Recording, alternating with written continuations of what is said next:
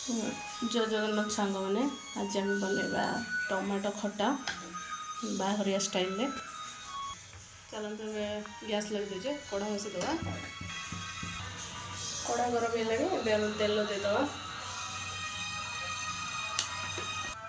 देखो मो तेल गरम है शुक्ला लंका तड़का दवा। लंका हो 5 तड़का दवा। कड़ी पत्र देदवा रसुण पर दवा हो सारा पर चटनी टमाटो देदवा 4-5 टमाटो लेकिन लंबा भाव में काट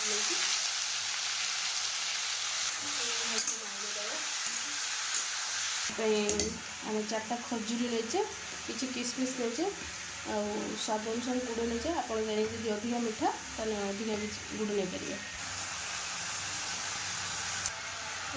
टमाटो सीझापी आम लुण नहीं अल्प लुण नहीं पचर टेस्ट कर लुण देवा ढाँकी नवा सीझापी। देखो आम टमाटो खटा हो आसला तो पूरा सुखे देवे कहीं टमाटो पानीटा रही भल टेस्ट लगे। देखो आम टमाटो चटनी हो गला।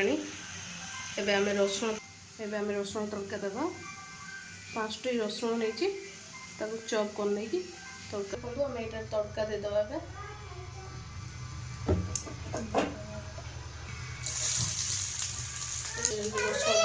रसुण है लंका गुंड देदेवा।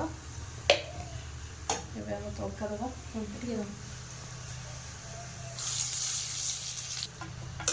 भलसे गोल